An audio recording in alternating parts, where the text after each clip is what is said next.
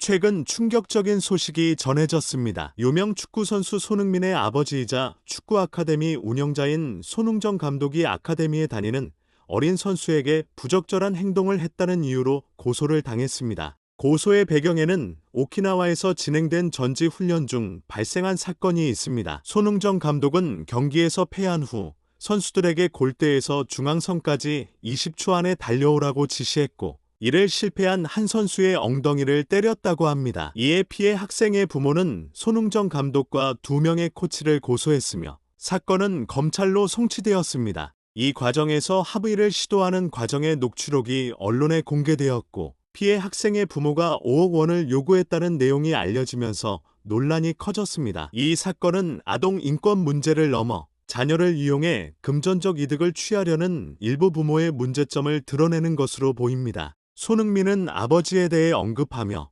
훈련 시에는 엄격하지만 일상에서는 다정다감한 아버지라고 말했습니다. 그는 아버지를 존경하며 그의 가르침 덕분에 오늘날의 자신이 있음을 강조했습니다. 한편 학부모가 제시한 멍든 사진에 대해서는 일상에서도 비슷한 상황에서 더 심한 멍이 들 수 있다는 의견도 제시되었습니다. 이 사건은 여러 가지 측면에서 논란이 되고 있으며 진실은 법적 절차를 통해 밝혀질 예정입니다. 손 감독님과 관련된 사건에서 피해자 측의 요구가 화제가 되고 있습니다. 피해자 측은 정신적 피해와 물리적 피해를 포함하여 최소 2만 원의 보상을 요구하고 있으며, 이는 요즘 파스값이 상승한 것을 고려한 것으로 보입니다. 그러나 아이의 부모는 처음에는 억대의 보상금을 요구했고, 상황이 난처해지자 상대방 변호사에게 5억 원의 보상금을 받을 수 있게 해주면 1억 원을 주겠다고 제안했다는 주장이 제기되었습니다. 이러한 행위는 변호사법을 위반하는 것은 물론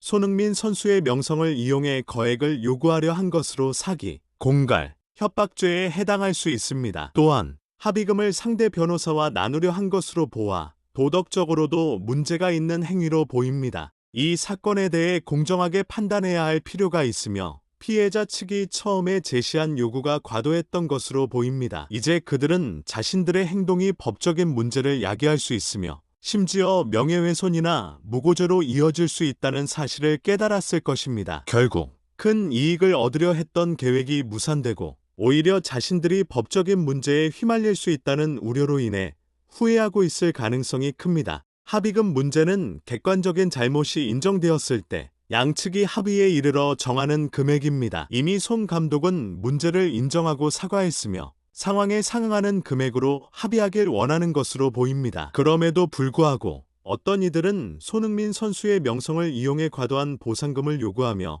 협박하는 듯한 태도를 보이고 있습니다. 이는 단순히 합의금을 넘어서 돈을 뜯어내려는 의도로 보여집니다. 녹취록에서 아이의 복지를 걱정하거나 아이를 위하는 내용이 조금이라도 포함되어 있었다면 현재와 같은 비난을 받지는 않았을 것입니다. 대신 자신의 이익과 자존심을 앞세우며 돈에만 초점을 맞춘 태도가 비판의 대상이 되고 있습니다. 손 감독은 재능 있는 아이들이 경제적 부담 없이 축구를 할 수 있도록 돕기 위해 자신의 사비를 들여 아카데미를 설립했습니다. 이러한 노력에도 불구하고 일부는 이를 이용해 부당한 이득을 취하려는 시도를 하고 있습니다. 이런 상황이라면 과연 어떤 감독이나 운영자도 고소, 고발의 위험 없이 활동할 수 있을지 의문입니다. 부모가 자녀의 교육에 직접 관여하는 것은 중요하지만 전문적인 지도를 받는 것도 필요합니다. 손흥정 감독과 같이 자녀의 재능을 발견하고 그것을 키워주는 전문가에게 감사하는 마음을 가져야 할 것입니다. 이러한 전문가의 노력과 헌신에 대해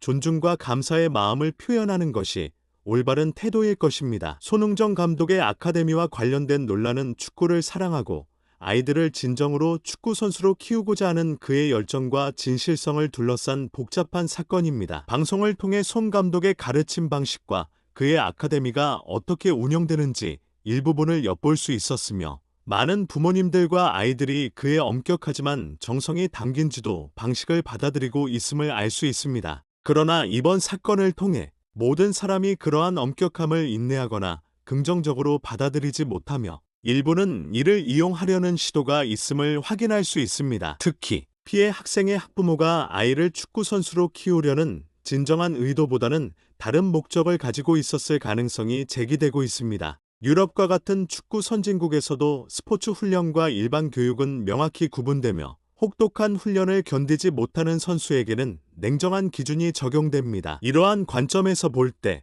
해당 학부모의 요구와 대응은 일반적이지 않으며 아이를 축구 선수로 키우기보다는 다른 이익을 추구하려 했을 수도 있음을 시사합니다. 변호사의 역할에 대해서도 문제가 제기되고 있습니다. 변호사는 의뢰인의 감정을 이용해 법을 확대 해석하거나 무리한 기대를 갖게 해서는 안 됩니다. 이는 법적 대리인으로서의 윤리적 책임을 저버리는 행위일 수 있으며 이번 사건에서 변호사가 어떤 역할을 했는지에 대한 비판적인 시각도 존재합니다. 결국 이 사건은 축구를 사랑하고 아이들을 성공적인 선수로 키우려는 한 감독의 노력과 그 과정에서 발생한 여러 가지 복잡한 인간관계와 법적 문제들을 다시 한번 생각해 보게 합니다. 진정한 스포츠 정신과 아이들의 성장을 최우선으로 생각하는 태도가 모든 관계자에게 필요함을 일깨워 줍니다. 손흥민 선수의 아버지, 손흥정 감독이 이끄는 춘천 소재의 손풋볼 아카데미는 그 규모와 체계적인 운영으로 주목받고 있습니다. 이 아카데미는 유소년 선수들에게 46평 아파트 숙소에서의 생활을 제공하며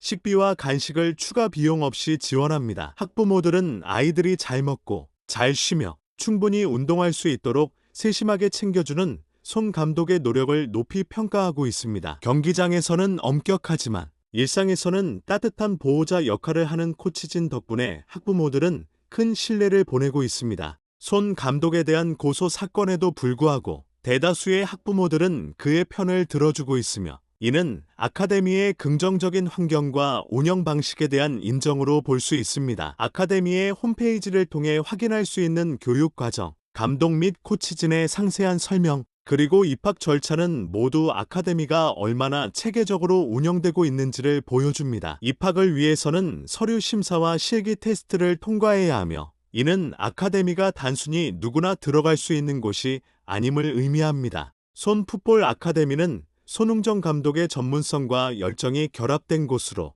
유소년 선수들이 축구를 통해 성장하고 발전할 수 있는 최적의 환경을 제공합니다. 손흥정 감독이 이끄는 아카데미는 교육 내용과 야유회 등의 활동을 투명하게 공개하며 훈련 시에는 엄격함을 유지하면서도 휴식 시간에는 가족 같은 분위기를 조성해 운영합니다. 이러한 방식은 손흥민 선수의 인성이 어떻게 형성되었는지를 반영하며 손흥정 감독의 교육 철학과 방식이 현대적인 아버지상을 대표할 수 있음을 시사합니다. 손 감독은 단순히 잘못을 감싸주는 것이 아니라 올바른 행동을 할 수 있도록 지도하는 것이 중요하다고 강조합니다. 이는 가정 내에서도 예절과 올바른 행동을 가르치는 것이 중요함을 의미합니다. 손 감독의 과거 인터뷰에서는 선수를 육성하는 데 긴 시간과 노력이 필요함을 언급했습니다. 손흥민 선수 역시 기본기의 중요성을 강조하며 초등학교 3학년부터 중학교 3학년까지 6년 동안 매일 여러 시간을 기본기 훈련에 할애했습니다. 이러한 엄격한 훈련 방식은 때로는 과도하다는 지적을 받기도 했으나 손흥민 선수의 성공은 이러한 훈련이 결실을 맺었음을 보여줍니다. 설과 추석 같은 명절에도 훈련을 거르지 않고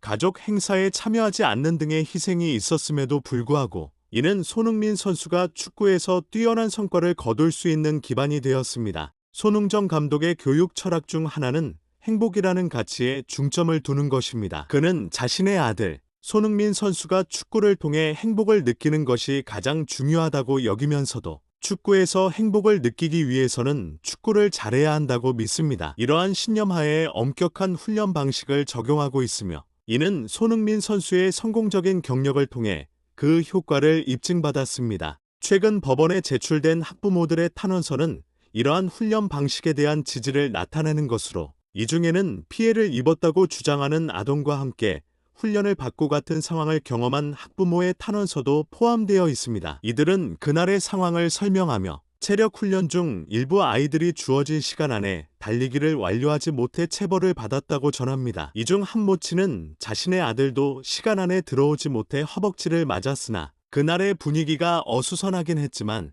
체벌이 과하다고 생각하지는 않았다고 말합니다. 이는 아이들이 받는 훈련이 엄격하긴 하지만 일부 학부모들 사이에서는 이를 필요한 과정으로 받아들이고 있음을 시사합니다. 이러한 상황은 축구 아카데미에서의 훈련 방식과 관련된 복잡한 문제를 드러내며 아이들의 성장과 발전을 위해 어떤 방식의 교육이 가장 적합한지에 대한 지속적인 논의를 요구합니다. 이 내용은 손흥정 감독이 운영하는 축구 아카데미와 관련된 학부모들의 경험과 의견을 담고 있습니다. 체벌에 대한 의견은 분분하지만 일부 학부모는 이를 훈련 과정의 일환으로 받아들이며 특히 훈련 후의 긍정적인 분위기와 아카데미 측의 사과 등을 통해 감정이 실린 벌이 아니었다고 느꼈다고 합니다. 학부모들은 아카데미에서 제공하는 숙소와 식사 조건에 대해 매우 만족하고 있으며 이러한 지원이 아이들의 생활과 훈련에 큰 도움이 된다고 평가합니다. 특히 손흥정 감독과 코치진이 선수들을 정성껏 챙기며 경기장 밖에서는 가족 같은 분위기를 조성하는 것에 대해